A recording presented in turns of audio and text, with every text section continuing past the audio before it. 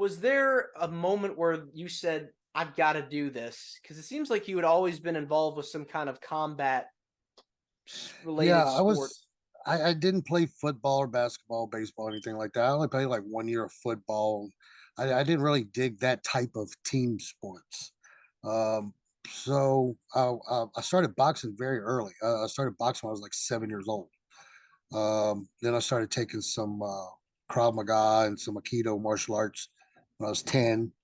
Then through high school, I wrestled and things like that. And then, I just kind of stuck with my boxing and my martial arts and stuff. I would do like Pee Wee League boxing tournaments at the YMCA and stuff like that. I fought in the Teenage Golden Gloves in Virginia and in Maryland. Um, yeah, I mean, we did some things, did a lot of, martial arts tournaments and stuff like that. Nagas, did a lot of Nagas and did a few Pan Americans and stuff like that. Yeah, did Was well, placed, got, first and second places in both.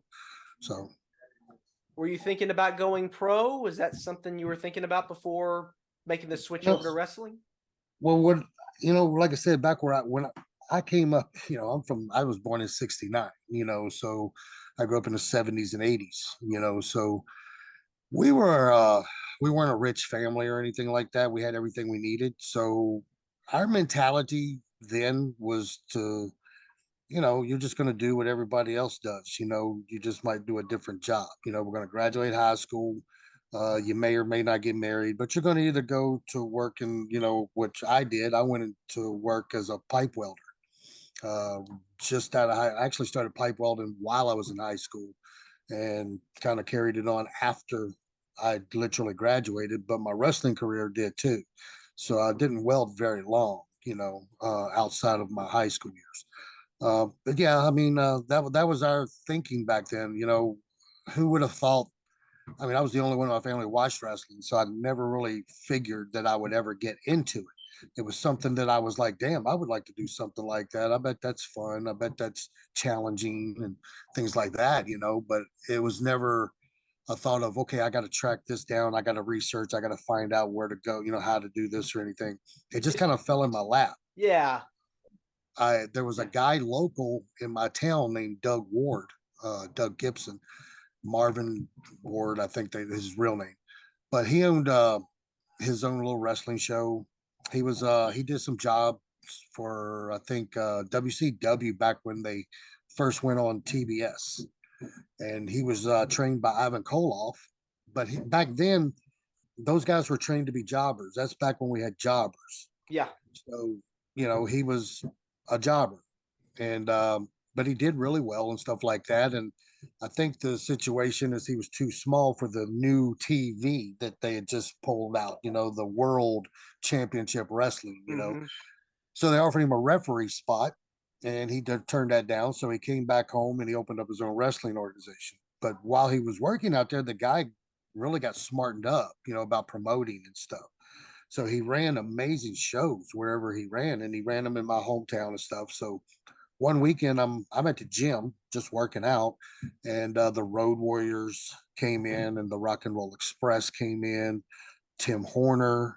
I mean, it was just a bunch of guys that I was literally had just literally watched on TV. Not the week before, and they were going to be doing a show at the raceway in my hometown, and they were working out and stuff. And Ricky Morton, kind of came up to me and just started chatting with me and just asking me questions about the town, where to go and stuff. This small town, you're not gonna get much here. You better get your beer at the gas station. The bars, they close early around here.